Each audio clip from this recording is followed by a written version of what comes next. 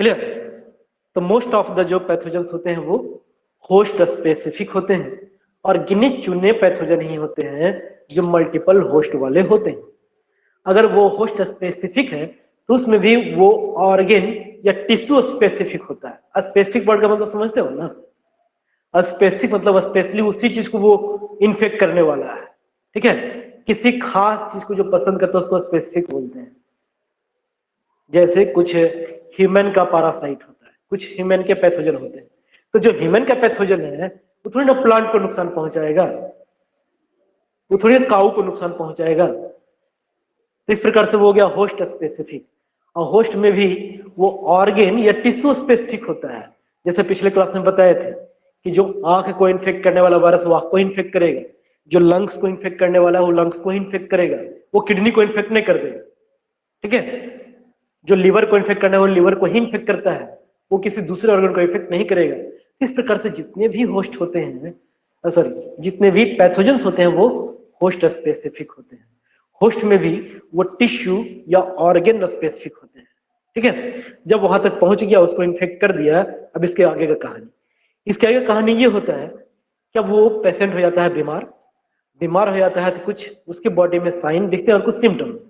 Symptoms वो होता है जो पेशेंट महसूस किया, जैसे दर्द होना, तकलीफ होना, वोमिटिंग होना, नींद नहीं आना, बदन दर्द होना, सर दर्द होना, ठीक है, चक्कर आना, अनकंफर्टेबल महसूस करना, कुछ भी जो पेशेंट महसूस कर रहा है उन सभी को सिम्टम्स बोलते हैं। और उसी सिम्टम्स में से डॉक्टर जो होता है वो साइन को आइडेंटिफाई करने की कोशिश करता है। साइन हर एक बीमारी का अलग अलग होता है। जैसे हर एक इंसान का साइन अलग अलग होता है ना, वैसे हर एक बीमारी का साइन भी अलग अलग होता है। तो उस साइन को पहचान के हम लोग बीमारी को आइडेंटिफाई कर लेते हैं। ठीक है, अगर उससे भी पता नहीं चलता है तो हम लोग डायग्नोसिस करवाते हैं। और डायग्नोसिस करवाने के बाद पता चला कि चलो इस पैथोजन की वजह से ये बीमारी थी, तो अब पता चलिए गया है तो क्या करना चाहिए? ट्रीटमेंट, अब उसका इलाज शुरू होगा। ठीक है, तो कोई भी डॉक्टर जो होता है वो उसके पास दो ऑप्शन है या दो तरीका होता है इलाज करने का। पहला तरीका होता है कि वो पहले सिम्टम्स को दूर करे, पहले सिम्टम्स को दूर करे, उसके बाद उस पैथोजन को किल करे। और दूसरा तरीका ये है कि वो पैथोजन को किल कर दे, सिम्टम्स का क्या है वो अपने आप दूर हो जाएगा। तो आप 1 या 2 लिख करके बताइए कि आपके नजर में पहला तरीका सही है या दूसरा तरीका?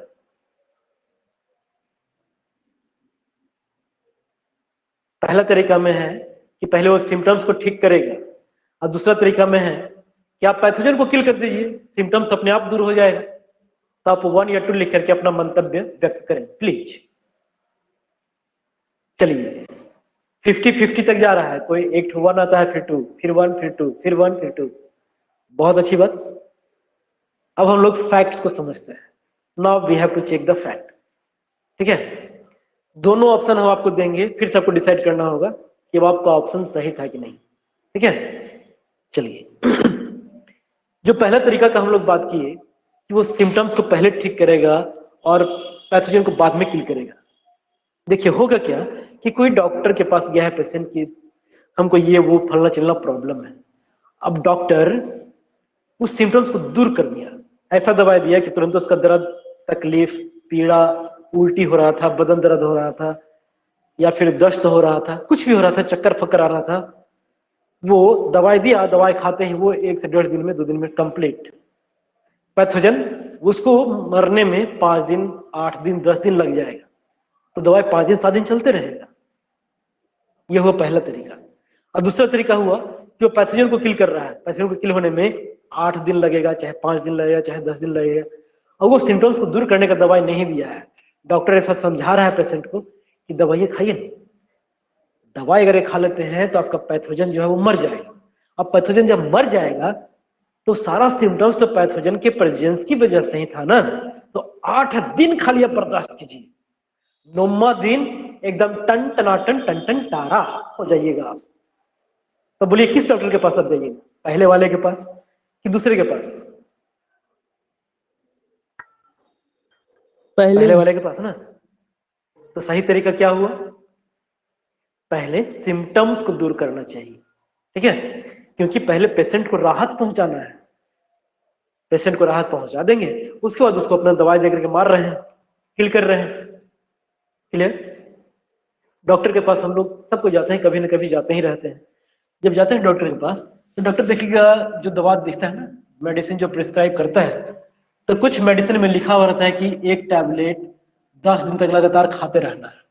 एक टैबलेट खाना हो चाहे 2 टैबलेट खाना हो, उसका एक कोर्स लिख देता है, ठीक है, कि उसको 5 दिन लगातार लेते रहिए या 10 दिन लगातार लेते रहिए, एकदम खाते रहना, उसमें कोई कंडीशन नहीं होगा। ऐसा एक ही दवा होता है या मैक्सिमम 2 दवाई होता है, एक तो 10 दिन खाइए, एक दो 7 दिन खाइए। उसके बाद जो 4-5 दवाई लिखता है, सब में T&C अप्लाइड होता है, टर्म एंड कंडीशन अप्लाइड, कि 3 नंबर वाला दवाई चाची तब खाइहा जब तोहरा उल्टी हो तो, नहीं हो तो नहीं खाइहा। चौथा नंबर लिखते हैं पुरजावा में, ये तब खाइहा जब तोहरा देह दर्द हो तो, नहीं हो तो नहीं खाइहा। ये 5 नंबर वाला माथा पे तो तब खाइहा, तो नहीं खाइहा। तो इन 2 दवाओं के बाद बाकी जितने भी दवा दी जा रही हैं, ये किस लिए दिया जा रहा है बता सकते हो आप? ये जो बात का दवा है किस लिए? पैथोजन को किल करने के लिए कि सिम्टम्स को हटाने के लिए? सिम्टम को हटाने के लिए। सिम्टम्स को हटाने के लिए। क्लियर है ना? समझ में आई बात? चलिए, अब शुरू का जो कोर्स लिख देता है ना कि भाई इतना दिन का कोर्स, 5 दिन का, 7 दिन का, 10 दिन का, ये एक्चुअल दवा होता है। एक्चुअल दवा किसी भी पैथोजन को किल करने के लिए 1 या 2, एक ही को सफिशियंट होता है। किसी किसी केस में जब बहुत जिद्दी, बहुत हठी टाइप का कोई पैथोजन मिल जाता है, तब 2 दवाई चलाया जाता है, नहीं तो मोस्ट केस में एक ही दवा चलती है, ठीक है। 1 से 2 दवाई चलाया जाता है जो पैथोजन को किल करता है, और बाकी जितनी भी दवाएं चलाई जाती हैं वो आपके सिम्टम्स के आधार पर। सिम्टम्स कम तो दवाई कम, सिम्टम्स ज्यादा तो दवाई भी ज्यादा, ठीक है।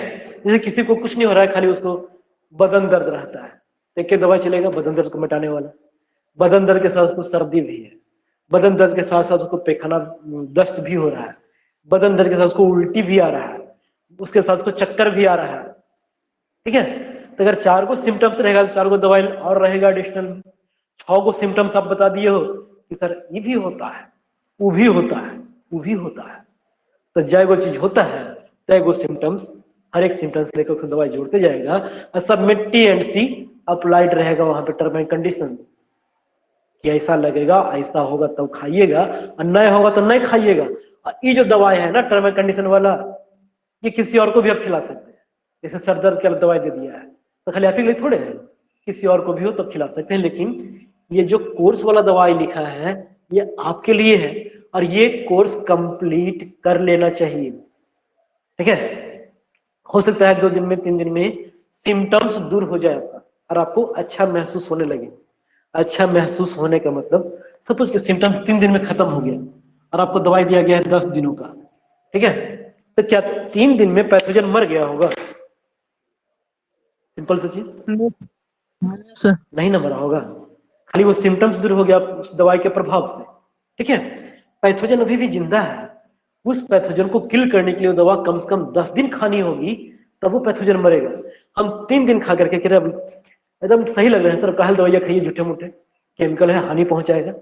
अगर ऐसा सोच के कोई एक्स्ट्रा समझदार पर्सन दवाई खाना बंद कर देता है, या फिर कुछ एक्स्ट्रा कंजूस पर्सन भी होते हैं कि 10 दिन का दवाई था 20 गोली, हम 3 दिन खाए हैं 6 गोली, अभी भी 14 गोली बचल है, मेडिकल वाले से है जान पहचान, गए ए भाई 1 पत्ता वापस लाओ हमारा पैसा, ठीक है। तो कुछ मक्खी चूस होते हैं जो उस पैसा से भी, उस दवाई से भी पैसा वापस ले लेते हैं। अब कुछ लोग उसको जुआ के रख देता है कि हाँ हमको ई चीज हुआ था तो ई वाला दवाई डॉक्टर साहब लिखे थे, अब हमारी वाइफ को होगा तो फिर से खिलाएंगे, बेटा को होगा तो फिर से खिलाएंगे, मम्मी को होगा तो फिर से खिलाएंगे, इसके लिए वो रख लेते हैं। ऐसा करना उचित है, समझदारी भरा काम है या नहीं? खाली यस या नो बोलिए, वाई और एन में। No sir. No sir. ऐसा करना सही नहीं है। क्यों सही नहीं है और उसके पीछे का साइंटिफिक कॉज समझते हैं। देखिए, जिस दवा को किल करने के लिए 10 दिन का या 7 दिन का या 8 दिन का कोर्स दिया है ना, वो दवा उतना दिन खाएंगे तभी वो पैथोजन किल होगा। अगर कुछ दिन खा करके छोड़ दिए तब देखिए अब क्या होगा। अब चलते हैं उस पेशेंट के बॉडी के अंदर और बन जाते हैं हम लोग पैथोजन। ठीक है, पैथोजन बने हुए हैं किसी सेल किसी ऑर्गन में हम लोग मौजूद हैं, वो दवा खाया गया है। ठीक है, जब दवा खाया जाएगा तो कुछ पैथोजन किल हो जाएंगे और कुछ पैथोजन जो है ना अपने ऊपर प्रोटेक्टिव लेयर बना लेता है। कुछ पैथोजन सेल के अंदर या ऑर्गन के अंदर घुस करके बैठल रहता है कि भाई जब दवा खत्म होगा ना तो हम बाहर निकल करके फिर से नुकसान पहुंचाएंगे। ठीक है, और वो उतना दिन उस दवा को देखते रहता है कि अच्छा ई वाला दवाई चला रहे हो हमको मारने के लिए, और उतना देर में क्या करता है वो पैथोजन उस दवा के प्रति रेजिस्टेंस हो जाता है। ठीक है, रेजिस्टेंट हो जाता है, उस दवा के अगेंस्ट एक खास चीज बना लेता है अपने बॉडी के अंदर जिसको हम लोग प्लाज्मिड बोलते हैं। ठीक है, वो अपने बॉडी के अंदर क्या बना लेता है, प्लाज्मिड, और वो प्लाज्मिड उसको रेसिस्टेंट कर देता है किसके प्रति, उन दवाओं के प्रति जिस दवा से वो मारा जा रहा था। ठीक है, समझे सर हम लोग के पैथोजन। कह रहे हैं हम लोग के बॉडी बोलो में बोलो। से एंटीबॉडी प्रोड्यूस करते हैं और सही है ये है। हाँ बिल्कुल बिल्कुल, जैसा हमारा डिफेंस मैकेनिज्म है ना वैसा ही कुछ डिफेंस मैकेनिज्म उन पैथोजेंस का भी होता है। बिल्कुल सही पकड़े हो, वो भी लिविंग है ना, तो वो लिविंग है तो वो भी अपना जिंदा रहने के लिए कोशिश करेगा, इसीलिए बोले हम लोग पैथोजन बन जाते हैं ताकि वहां पे जाकर के आप सोचना शुरू कर दो। अगर वो पैथोजन है और उसको इस केमिकल से नुकसान है तो इस केमिकल के प्रति उसके बॉडी में कुछ केमिकल बनने लगता है और वो हो जाता है उसके प्रति, उस दवाई के प्रति रेसिस्टेंट, यानी कि उस दवाई का इफेक्ट अब उस पैथोजन के ऊपर नहीं पड़ेगा। ठीक है, तो दोबारा बिना कोर्स कंप्लीट किए अगर हम लोग दवाई छोड़ देते हैं तो हम लोग किसको जन्म दे रहे हैं, एक मेडिसिन रेसिस्टेंट पैथोजन को जन्म दे रहे हैं। ठीक है, डिजीज रेसिस्टेंट पैथोजन वो बन जाएगा, यानी कि अब दोबारा उसी दवाई से उसका इलाज करना संभव नहीं हो पाएगा।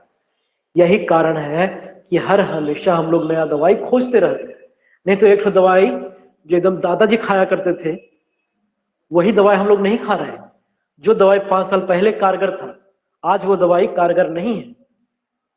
ठीक है, इसलिए दवाई के ऊपर खोज हमेशा जारी रहती है, क्योंकि पता है कि बहुत सारे लोग दुनिया में ऐसे हैं जो अपना एक कोर्स कंप्लीट नहीं करते और उनके कोर्स कंप्लीट नहीं करने की वजह से किस प्रकार का पैथोजन बनते जा रहा है, मेडिसिन रेसिस्टेंट पैथोजन बनते जा रहा है।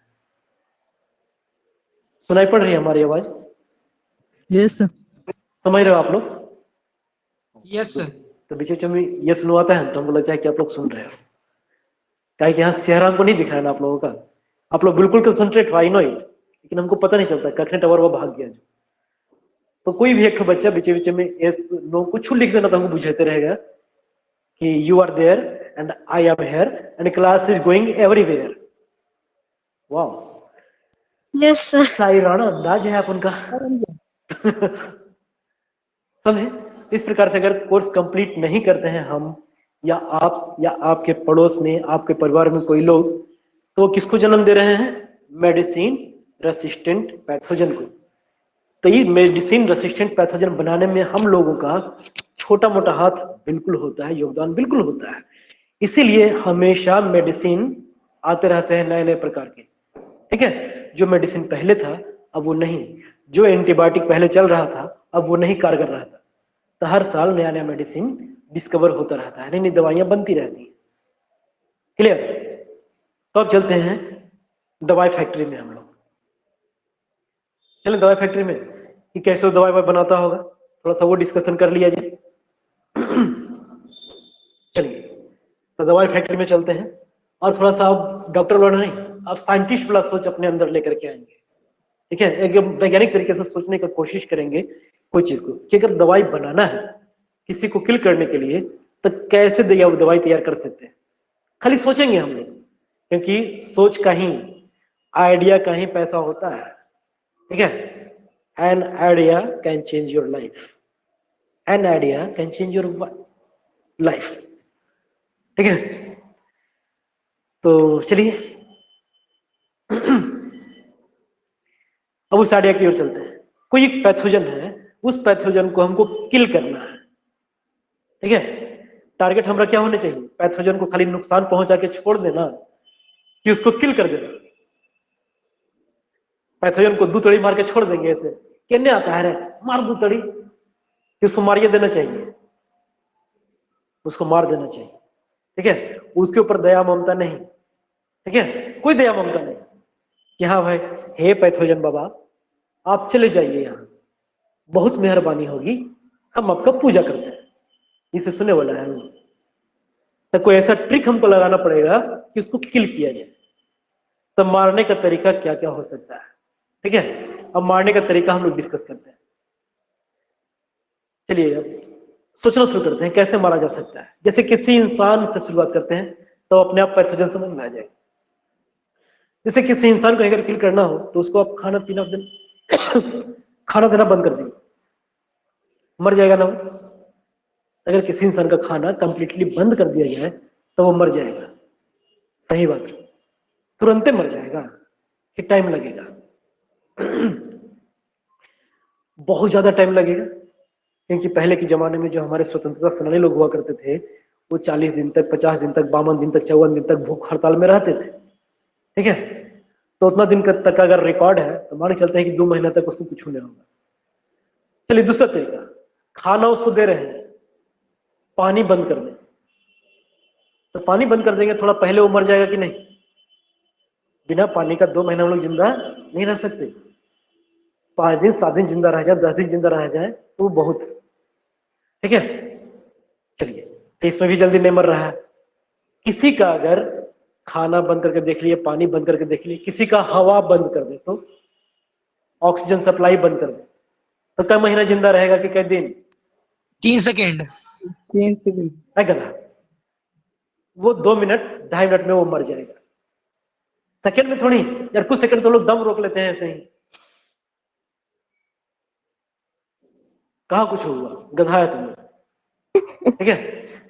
तो यार तुम लोग भी 40-45 सेकंड तक कोई भी अपना दम रोक करके रख सकते हैं। आप लोग भी ट्राई कर सकते हो।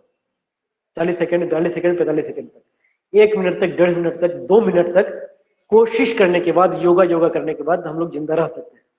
तो 2 से 3 मिनट मैक्स, इसके बाद कोई सरवाइव नहीं कर सकता, ठीक है। तो अगर उसका हवा उतना देर तक रोक दिया जाए, चाहे जिस तरीके से रोक दें, आप दबा के रोक दें, मास्क लगा दें, तकिया से मुंह दबा। यार हम ये बायोलॉजी का क्लास ले रहे हैं कि ये कुछ क्राइमोलॉजी पढ़ा रहे हैं, ठीक है। लग रहा है यार यहाँ पे एकदम क्या होता है, वो अलकायदा का ट्रेनिंग चल रहा है। वो ट्रेनिंग नहीं है, हम लोग ये तरीके का बात कर रहे हैं कि भाई किस किस प्रकार से मारा जा सकता है और कौन सा तरीका बेटर होगा अगर हम लोग किल करने का सोच रहे हैं तब, ठीक है। तो वैसे ही अगर तुरंत मारना है तो हमको ऐसा तरीका का खोज करना पड़ेगा जो चीज उसके लिए बेहद जरूरी है, उसके जिंदा रहने के लिए। हम लोग यही ना डिस्कस कर रहे थे, खाना जरूरी है, पीना जरूरी है, सांस लेना जरूरी है हमारे जिंदा रहने के लिए, ठीक है।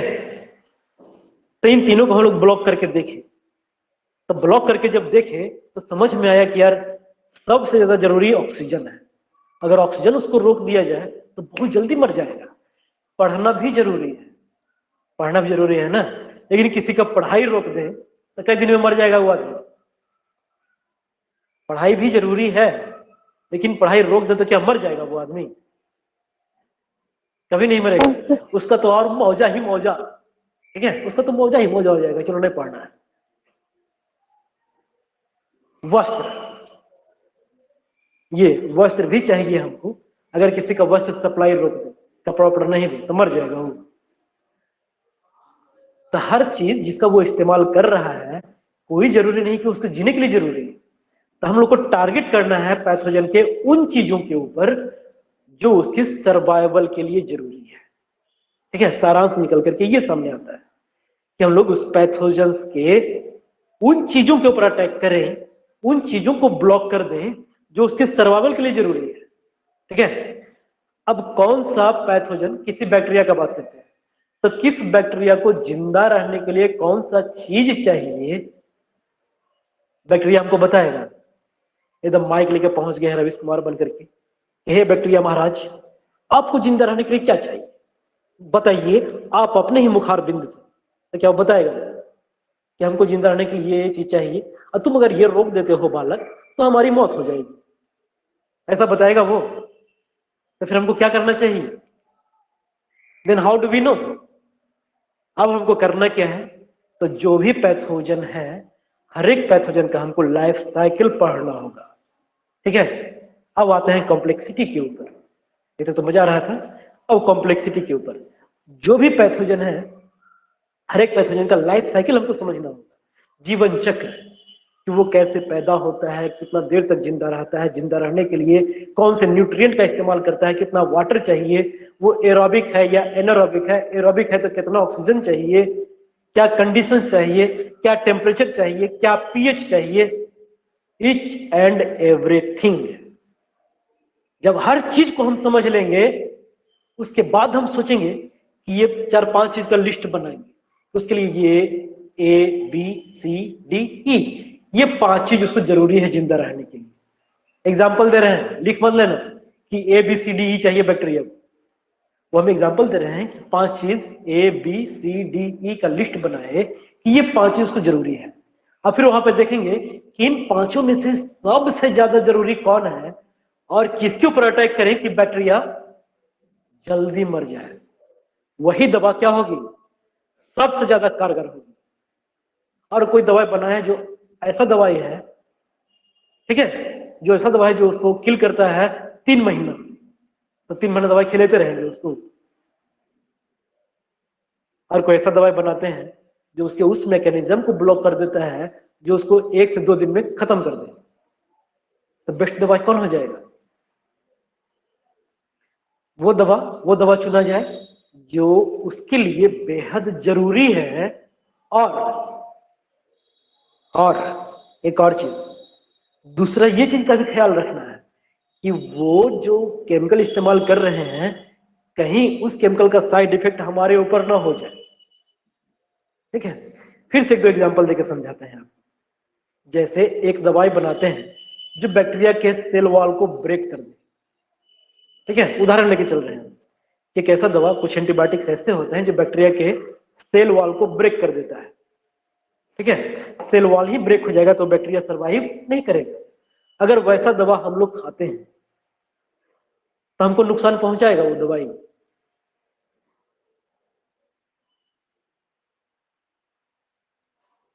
हमारे बॉडी में सेल वॉल है, हमारे सेल में सेल वॉल है क्या? नहीं ना। तो अगर वो सेल वॉल को नुकसान पहुंचाने वाला दवाई है तो एकदम निश्चिंत होकर के दवाई को खा सकते हैं, क्योंकि हमारे बॉडी में सेल वॉल नहीं है। तो जिसके पास सेल वॉल है वो ना सोचेगा कि कहीं हमारा सेल वॉल डिस्ट्रॉय ना हो जाए। समझे? अगर सेल वॉल को डिस्ट्रॉय करने वाला कोई दवा केमिकल बनाते हैं तो बैक्टीरिया के अगेंस्ट काम करेगा, वो हमको नुकसान नहीं पहुंचाएगा। दूसरा एग्जांपल लेते हैं। हमारे सर्वाइवल के लिए प्रोटीन सिंथेसिस होता है हमारे बॉडी में। ठीक है, क्या होता है हमारे बॉडी में? प्रोटीन सिंथेसिस, प्रोटीन का बनना। क्लियर? जितने भी लिविंग ऑर्गेनिज्म है सभी में प्रोटीन सिंथेसिस होता है, बैक्टीरिया में भी, जितने ही पैथोजन है सभी में, हम लोगों में भी। अब कोई डॉक्टर दिमाग लगाया कि यार प्रोटीन सिंथेसिस जरूरी है इस बैक्टीरिया को किल करने के लिए, और कोई ऐसा केमिकल बना दे जो प्रोटीन सिंथेसिस होने ही ना दे। ठीक है, और वो ऐसा दवाई बना करके उस पेशेंट को खिला दिया कि लो बाबू ये दवाई खा लो, प्रोटीन सिंथेसिस नहीं होगा और बैक्टीरिया तुम्हारा मर जाएगा। प्रोटीन सिंथेसिस खाली बैक्टीरिया में होता है कि हम में भी होता है? होता है हम लोगों में। हाँ कीड़ा, हम में भी होता है। तो अगर वैसा केमिकल देते हैं तो साइड इफेक्ट पड़ेगा हम लोगों के ऊपर भी। और अगर लंबे समय तक उसका सेवन करते रह गए तो यार बैक्टीरिया का तो पता नहीं क्या होगा, बैक्टीरिया का पता नहीं क्या होगा, हो सकता मर ही हो जाए। हो सकता है 2-4 को बची हो जाए, लेकिन जो पेशेंट दवाइयां खा रहा है उसका हाल आप समझ सकते हैं।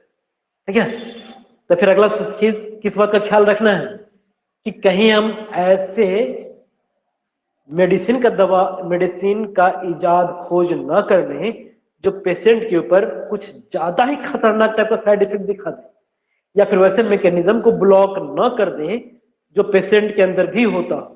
जैसे प्रोटीन सिंथेसिस पेशेंट के अंदर भी होता है और उस पैथोजन के अंदर भी होता है। इसको अगर ब्लॉक करने जाएंगे तब उस बैक्टीरिया के साथ साथ हमारे पेशेंट का भी प्रोटीन सिंथेसिस रुक जाएगा और बैक्टीरिया के साथ पेशेंट भी जय सिया राम हो जाएगा। समझे यहां से? तो इन सारी बातों का ख्याल रखना पड़ेगा हमको किस दौरान, मेडिसिन बनाने के दौरान। समझे? चलिए, और किस बात का ख्याल रखना चाहिए? तो ये जो भी मेडिसिन हम लोग तैयार करते हैं इन सभी का आइडिया हमको कहां से मिलता है पता है? बेसिक आइडिया एकदम बेसिक चीज पे चलता है। बेसिक आइडिया मिलता है, दुनिया में तो बहुत सारा चीज है, अचानक क्या हम बनाना शुरू कर दें, कहीं से हमको एक क्लू मिलना चाहिए, एक हल्का सा क्लू। ठीक है, एक हल्का सा क्लू हमको मिलना चाहिए। तो वो एक हल्का सा क्लू कहीं ना कहीं हमको पौराणिक वेद ग्रंथों से मिल जाता है। आयुर्वेद, जितना भी मेडिसिन इस दुनिया में है उन सभी का बेस या आधार कहीं ना कहीं आयुर्वेद। ठीक है, आयुर्वेद अपना साख खो चुका है, अपनी पहचान खो चुका है, बहुत लोगों का विश्वास खो चुका है। ठीक है, इसके बावजूद that is the base of medicine. जैसे बताया जाता है कि ये बीमारी हो जाए तो फलना पेड़ का छाल या फिर उसका बार्क या फिर उसका रूट या फिर उसका स्टेम या फिर उसका लीफ का काढ़ा बना करके, उसका चूर्ण बना करके, उसका ये बना करके वो बना करके पीजिए, सेवन कीजिए, आप ठीक हो जाइए। ठीक है, अब जो आयुर्वेद छोड़ करके जो ये सब है एलोपैथ वाले, वो क्या करते हैं, तो उस आयुर्वेदा से उन केमिकल्स के बारे में, सॉरी उन प्लांट्स के बारे में स्टडी करते हैं और उस प्लांट्स से उस केमिकल को आइडेंटिफाई करते हैं। जैसे अगर उसके लीव्स का हम लोग सेवन कर रहे हैं या तो चूर्ण बना करके या फिर काढ़ा बना करके, तो इस लीफ के काढ़ा में या फिर चूर्ण में मान के चलते हैं कि 50 प्रकार का केमिकल प्रेजेंट हो सकता है। तो 50 केमिकल तो दवाई के रूप में काम नहीं करता होगा ना, इसमें से कोई एक आध केमिकल होगा जो दवा के रूप में काम करता होगा। ठीक है, समझे कि नहीं? जैसे कोई नीम का पत्ता ही, नीम का पत्ता पीस करके लगा लीजिए अपने जख्म पे, अपने मरहम पे, अपने फंगस वाले जगह पे, तो फंगस ठीक हो जाता है, स्किन डिजीज ठीक हो जाता है गारंटी के साथ। तो वहां पे पत्ता काम नहीं कर रहा, उस पत्ते के अंदर जो केमिकल्स हैं वो काम कर रहे हैं। ठीक है, तो वहां पे 50 की संख्या में केमिकल हो सकते हैं जो उसका केमिकल एनालिसिस करेंगे तब। जैसे पेट्रोलियम प्रोडक्ट पढ़ते होंगे आप लोग। ठीक है, पेट्रोलियम, तो ये जो क्रूड पेट्रोल होता है उस क्रूड पेट्रोल का जब फ्रैक्शनल डिस्टिलेशन करते हैं तब 5-7 प्रकार का चीज मिल जाता है। पढ़े हैं, थोड़ा बहुत आइडिया लिए होंगे क्लास 8 में। पेट्रोलियम या क्रूड पेट्रोल का जब फ्रैक्शनल डिस्टिलेशन करते हैं 4-5 प्रकार का चीज मिलता है ना, वैसे ही इस लीव्स का अगर फ्रैक्शनल डिकम्पोजिशन किया करवाया जाए तो उसमें से 50 प्रकार के केमिकल्स मिल आते हैं। अब हर एक केमिकल का हम लोग 1 by 1 चेकिंग करते हैं कि किस केमिकल के प्रभाव की वजह से वो फंगस मरा। ठीक है, तो बाकी 49 को छोड़ देंगे और उसी जो 50वां केमिकल था जिसकी वजह से ऐसा हो रहा था, वो फंगस मर रहा था, अब उस केमिकल को निकालना शुरू करेंगे, उसका इफेक्ट देखेंगे। ठीक है, और हमारा मेडिसिन बनकर के तैयार, उसका साइड इफेक्ट भी हम लोग देखेंगे। ठीक है, तो एक तरीका ये हो जाता है। टाइम भी अपना हो चुका है, तो जहां तक अभी हम बात किए यहां तक क्लियर हो आप लोगों का?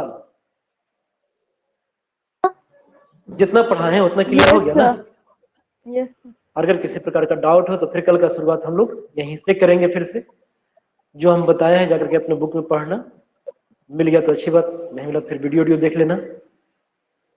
नहीं समझ में आया तो कल फिर से you can ask your questions. Clear?